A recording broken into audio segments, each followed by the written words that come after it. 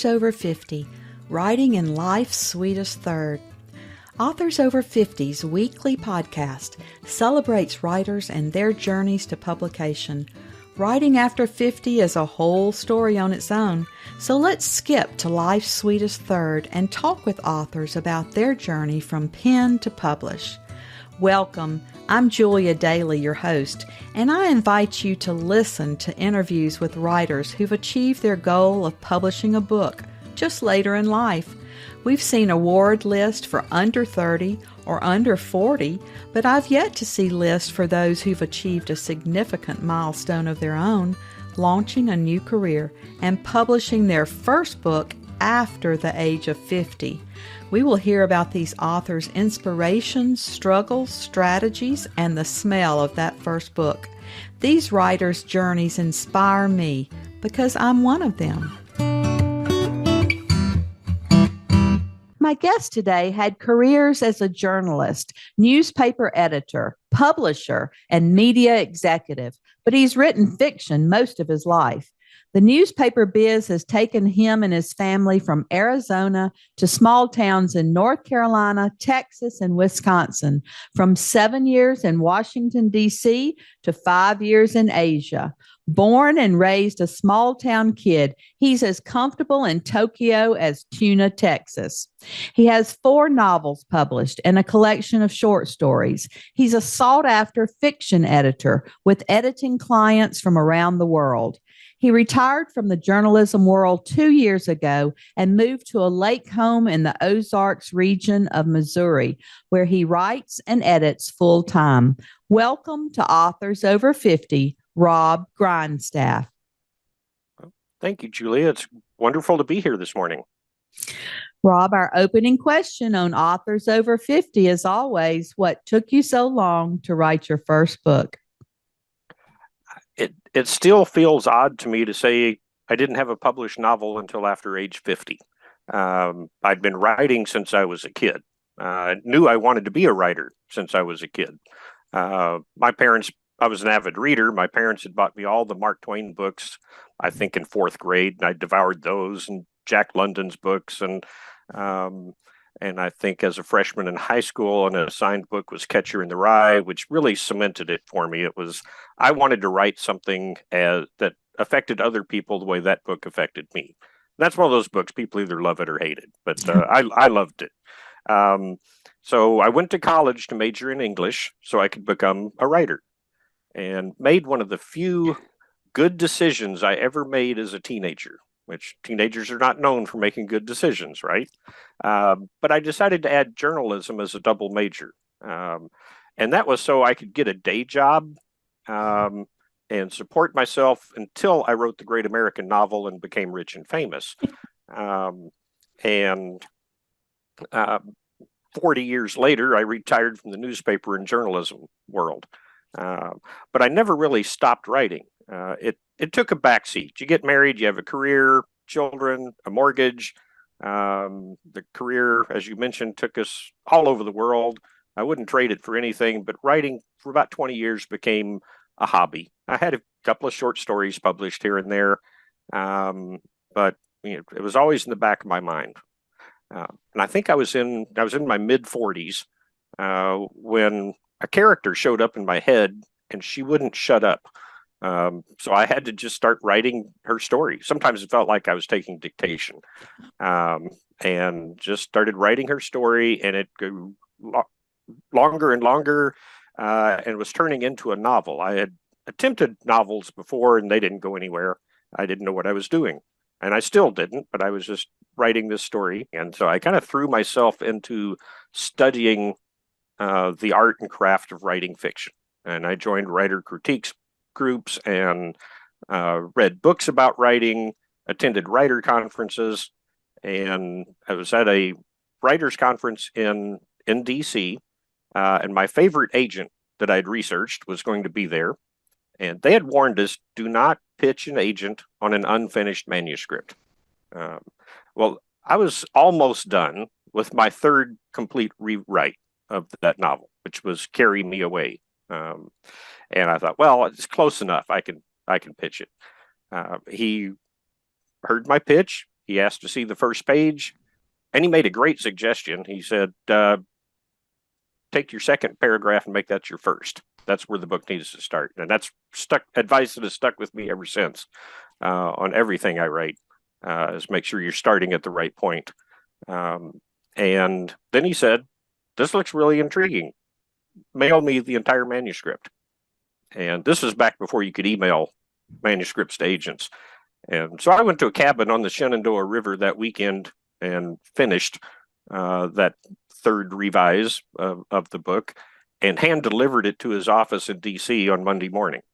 And about a week later, he called me, very complimentary, loved it, but he didn't think he'd be able to sell it to a publisher at that time. There wasn't a big market for what I was writing, which is kind of contemporary Southern literature. And so I kept querying agents for a couple more years, finally landed an agent who a few weeks later wasn't responding. And so I emailed again, and the owner of the agency contacted me to say that he had left their agency and he had left the business. And unfortunately, they weren't going to be able to, they didn't have enough staff to take me on since I didn't already have a publishing contract. So I was kind of back on the street again. And in the meantime, I'd been writing a second novel. I'd been querying agents, similar response. Everybody that read the first page wanted to see the whole manuscript. Several, wrote personalized rejection letters or called me which was amazing, but still a rejection. So I started researching small publishers, small presses, hybrid publishers were coming online about that time, and wound up with my second novel, Hannah's Voice, the second one I wrote, getting accepted by Evolved Publishing, who then asked, well, what else do you have? And so I sent them my first novel, and they published both of those novels in 2013 and 2014, when I was 53, 54 years old, something like that. So that's what took me so long. Well, that's quite a journey there. And you've had a journalism career that most would envy, living all over the world and having a wonderful career. And I've heard from a lot of journalists that they had to completely learn their craft to write fiction as you did, because they were used to just giving all the important data and not, being very descriptive about it. Yeah, it's two completely different styles of writing, but they do overlap quite a bit. And depending on the style of writing, your personal style and what genre you're writing in. But when you look back at some of the journalists who became fiction writers, the names include Charles Dickens and Ernest Hemingway and quite a few contemporary authors of excellent fiction. You learn a lot in journalism that applies. My journalism professor and editors over the years, and then I used it too as advice to writers and reporters who worked for me, was write tight. Don't waste any words. And in newspapers, especially, back in the day, your story might start on page one, but then it would jump to an inside page. You had to write in such a way that people wanted to finish the story, that they had to make the effort to turn the page and read the rest of it. And so it had to be compelling writing, no wasted words, just, lead the reader through the story and keep their interest. A lot of it's very different, but there's a lot of advice from journalism that definitely applies. Well, how did writing that first book change your process of writing for the second one? The first book was definitely a learning experience. Like I said, I completely rewrote that novel 3 times, plus I don't know how many revisions and edits it went through. And I was reading everything I could get my hands on about how to become a writer, how to write better fiction, the art, the craft, as well as the publishing industry. And so the second novel, when that idea kind of came to me, it was sit down and write it.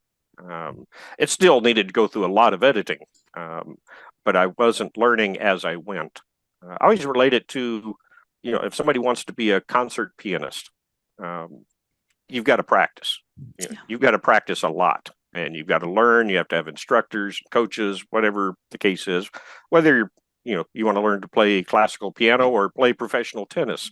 I think one of the rules I've always heard is 10,000 hours of practice before it becomes muscle memory. And that's a lot. It is. It's and for writers, I've heard the axiom, write a million words before it really starts to click, or write 4 novels and throw the first 3 away. So. Well, you said your inspiration for the first was a woman talking to you in your head. How did you determine the plot of that book? A lot of it was just, like I said, taking dictation, listening to this character, letting her talk. Wrote a lot of backstory that never made it into the novel, of course, which was one of the things I had to learn. I didn't know that at the time. I think my first draft of that novel was 160,000 words, and the final published book was about 90,000. So I wrote a lot that didn't need to be there, but that I needed to know just as the story unfolded. And I don't know, maybe I was halfway, 2/3 of the way through the novel, and went back and started sketching out an outline and kind of had an idea of how the story was going to end at that point. But it was very much a gradual process on that first book. It's a process of discovery. I had to learn it. That's kind of the way I write. I try to just get words on paper and then look and see what I've got and see where it's going. And then I make the outline. So I'm not a plotter from the beginning, but I finally get there through about, halfway in the novel. Yeah. And I've done both ways. Sometimes the idea will come to me as a full concept, almost the plot from start to finish. But as I write, I find I have to let the writing go and let the character go where it's going to take it. And sometimes that means changing my outline. And other times it means, okay, that's not going to work. Get back to the outline. Drop that scene you just wrote. It doesn't fit. And the story really does take on a life of its own and takes us in different ways than we thought it would. So I love when that happens. Absolutely. It's and there's a word for it I can't think of right now, but when you write something and you don't even realize it until later when you go back to read about, that, kind of an aha moment. It's something was revealed about the story or the character that you didn't even intend. It just slipped in from the subconscious somehow. Well, do you have a specific writing routine? Do you write every day? Are you a morning person or a night person? I morning and night. In the daytime, there's usually other things that have to be done. But I'm usually the first one up, and so I have time then, or later in the evening after supper. Just I want to sit down and write for a little while. Now I've heard, and I'm sure you have too, that if you're a writer, it means you write every day. I guess I'm not a writer then, because I don't. I may be thinking about it all the time and thinking about the character or the story, but I don't write every single day. I will go through stretches where I do not write, and then I go through stretches where I'm obsessively writing, every minute I can, hours at a time. And I think there are several different schools of thought on that.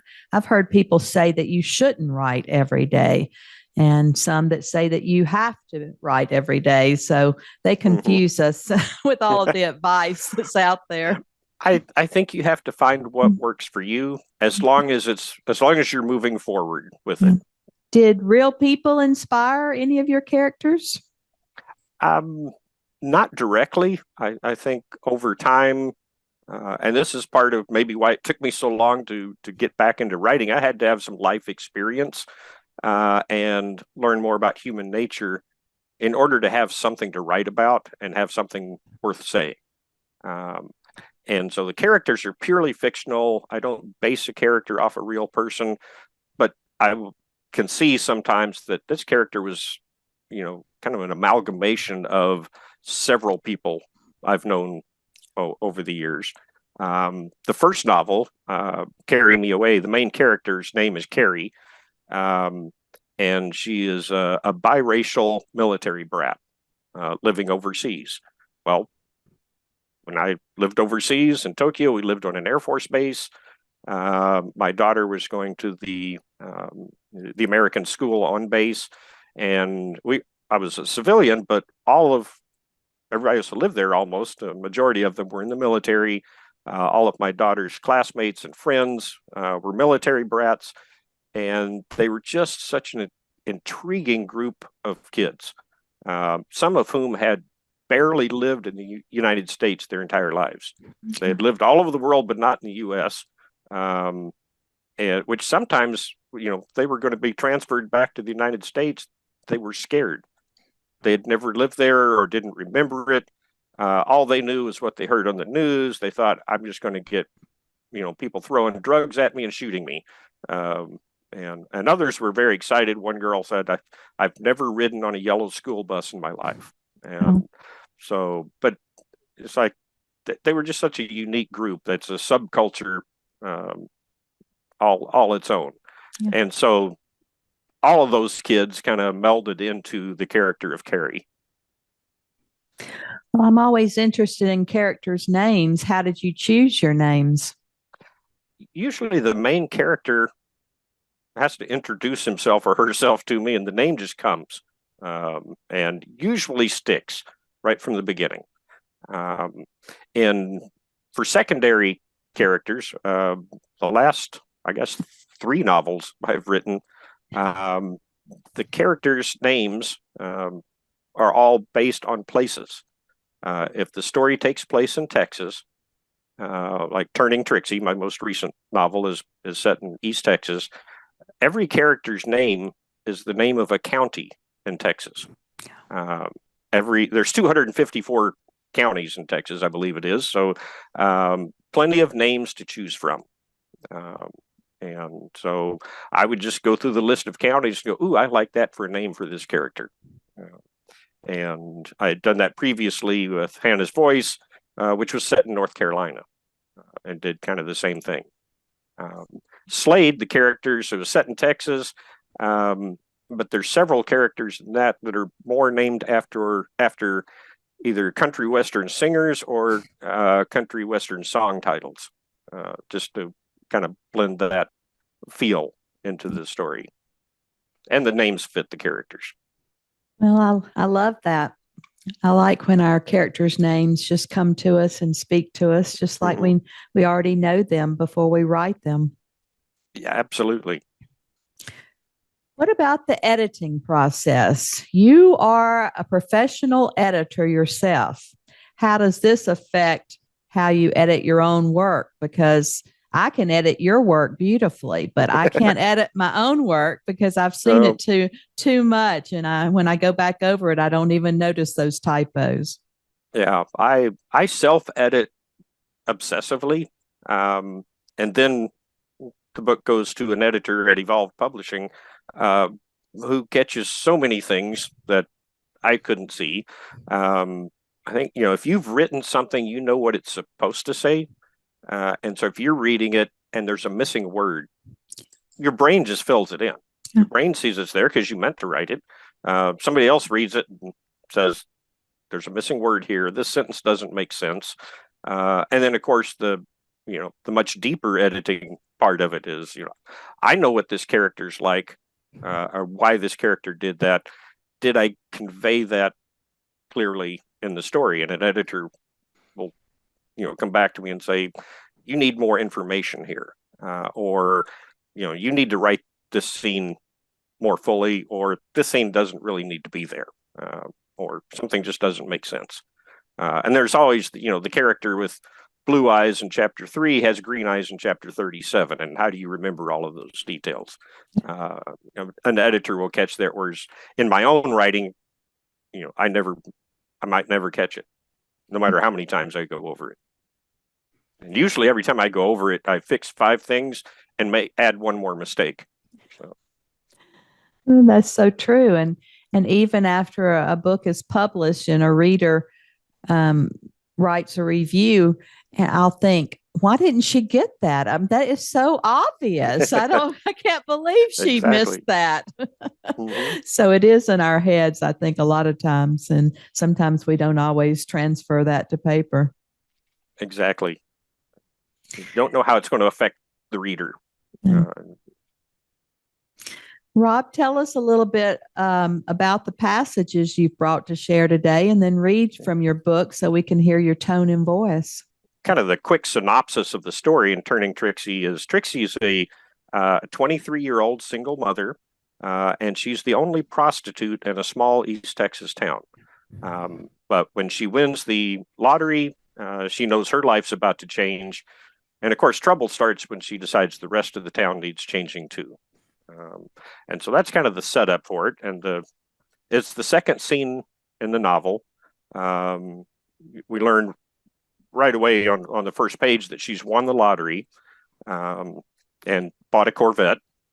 And in the second scene, she is on the local TV news, sitting at the news desk between the two anchors. There's Greg, a middle-aged man who's been the main news anchor at this local channel for years. And on the other side of Trixie is a young woman who's a newer newscaster named Liberty. And they're interviewing her about her Powerball winning. And so I'll read from there. You may be one of the youngest Powerball winners we've ever seen, Liberty said. How old are you, if you don't mind my asking? I just turned 23 a couple months back. Married? No, ma'am.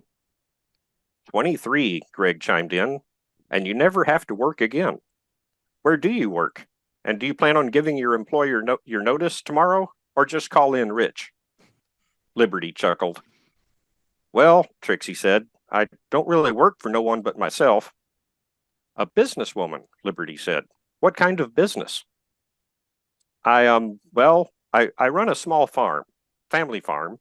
It was my daddy's place, but he died when I was 13, and when I turned 18, Mama moved into town with her boyfriend Leon and gave the home place to me. Been trying to make a go of it, but not quite there yet. Greg's turn. Trixie felt like she was being grilled by two detectives or something as she shifted back and forth between them. You going to keep farming? He asked, or take some time off? Travel the world. Maybe hire someone to run the farm for you. Trixie paused a moment. Hadn't really thought about it much. I hired a fella a few months back to help with the farm, but I ain't sure there's anywhere I need to go. My boy starts school next month anyways. You have a son old enough for school? Liberty looked like she was trying to hide her surprise. Yes, ma'am. Tyler's almost 8 and will be starting 3rd grade. Liberty couldn't keep the surprise off her face that time, but moved in quickly with another question. What's the first thing you're going to do with all this money? I already did it. The only thing I wanted to splurge on. My old pickup was about to throw a rod, and I'd always wanted a Corvette. The car dealer's a client of mine, so he let me drive it off the lot with a note that I'd pay once the money's in the bank. Client? Greg and Liberty both asked in unison. What kind of client? Liberty asked. Trixie froze. She couldn't believe that word had rolled out of her mouth. Yeah, he buys some vegetables and an occasional side of beef from my place. She was pretty proud of that recovery, and the news anchors' faces looked satisfied with that answer. And it wasn't a lie. He had picked up some produce a few times and a side of beef once. Even though he visited her farmhouse once a month, it wasn't for tomatoes and cucumbers. Greg stepped in to bring the segment to a close. Well, we're about out of time, Miss Burnett. Trixie, congratulations on your winning ticket and Powerball. An amazing stroke of luck that will change your life, Liberty said. Weren't luck, Trixie said. It was a gift from the Lord. Liberty turned in her chair away from Trixie to face the camera. Next up, Terry will give us the rundown on just how hot it's going to be for the next 2 weeks, and it sounds like we're in for a continued scorching.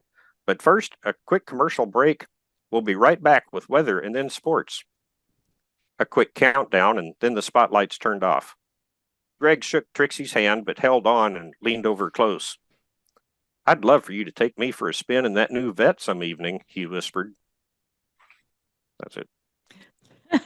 Rob, that is a wonderful premise. That is so good. I Well, love thank you. that. That's great. I can't wait to read it. Have you found any methods of publicity that have worked for you, or maybe even that didn't work that you can share? Um, some of all of the above, and sometimes they're the same thing. Something that worked 5 years ago no longer works. Something that you hear about today that's working, that sometimes by the time you can figure it out and do it, it doesn't work anymore. You had to be, the first one or in the first wave. I'm finding social media does not work like it used to, even just a couple, 3 years ago. Um, and so, between my publisher and myself, we try different things. We run ads, Facebook ads, Amazon ads. Obviously, every writer needs to have a website that's active and updated. Do blogs still work? Do people still read blogs? I don't know. I still do them. And they get some response. Do they sell books? I think a lot of publicity and marketing isn't always directly effective, but it all adds up together over time to keep your name and your book titles in front of people so that somebody will discover you now and then. And one of the things that I enjoy doing the most are interviews like this, podcasts, and in-person events, which again, you're not going to sell thousands off of in-person events. I've done a couple of author events at a local bookstore. Sell 2, sell 5, sell 10. I'm ecstatic about it.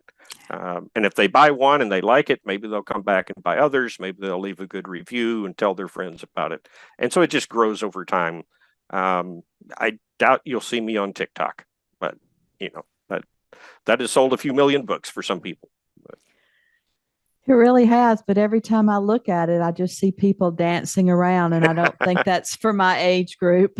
Yeah, maybe probably not for my genre of writing. Yeah, right.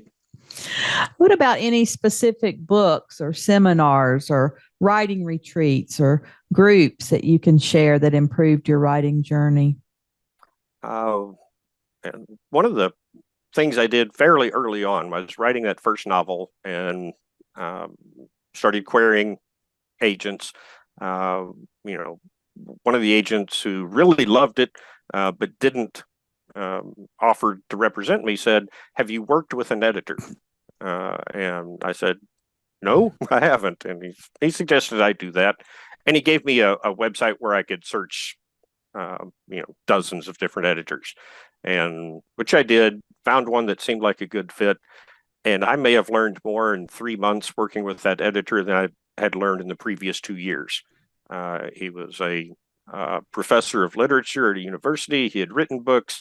He had been editing for quite a while, and he really helped me whip that first book into shape, and taught me a lot that has stuck with me over the years. So there's that. Conferences are always good. Sometimes you learn a lot. Sometimes it's just good to be around other writers. Everything we do, we kind of do by ourselves. We sit at home in a room by ourselves and write. And if we get published, the book goes off and somebody sits in their room, home alone on the other side of the country and reads it. And there's a disconnect there. So being around other writers and learning from their experiences and sharing, the joys and the griefs of writing and publishing world is always helpful. And I will learn something from everybody I talk to. I was in a writer's critique group in the Washington, D.C. area, and every writer in the group was a different genre. There was science fiction, young adult, and horror, and fantasy, and romance, and all in one group. And it was amazing how much I could learn from every one of them about some aspect of writing. And they had great insights and advice for me on my book. Well, you've become quite prolific. Are you on a certain schedule? Do you plan one book a year? How are you doing with your next books? I'm writing the next book now. I hope to finish writing it this year. I don't know if it'll be published in 2023 or 2024, or maybe never if it's not good enough. But you know, it'll take me, most of the year probably to write it and revise it and edit it and rewrite it and all that goes into that.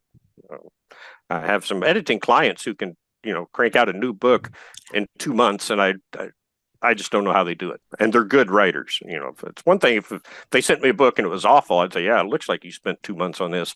But when they write a book in 2 months and send it to me, and it's like, I'm jealous. I don't write that way. Yeah. The only time I've written very quickly was when I took NaNoWriMo, the National Novel Writing Month, and I took the challenge to get 50,000 words on paper in that month. And you have to throw all of your grammar, your punctuation, everything out the window and just get words on paper so that you can come back and edit. But Yeah. that really helped me to work on my speed. Mm-hmm. And my novel Slade, which came out last year, was the only time I've ever done this. I wrote the first draft of that novel in 3 weeks. Now I spent another 6 to 9 months revising and rewriting and everything, but it just poured out. I just sat and wrote it in 3 weeks, That's amazing. which is not my usual routine. Well, Robb, as always, our last interview question is our writers over 50 are quite a unique set. Do you have any advice for writers 50 and above? um, I would really, I think, stress that if you're 50 or approaching that age, and you've always wanted to be a writer, maybe you're like me, you always kind of wrote as a hobby or a sideline or something you always wanted to do. Um, don't think I don't have time right now. I'll write when I retire, and because you probably won't have time then. Make the time.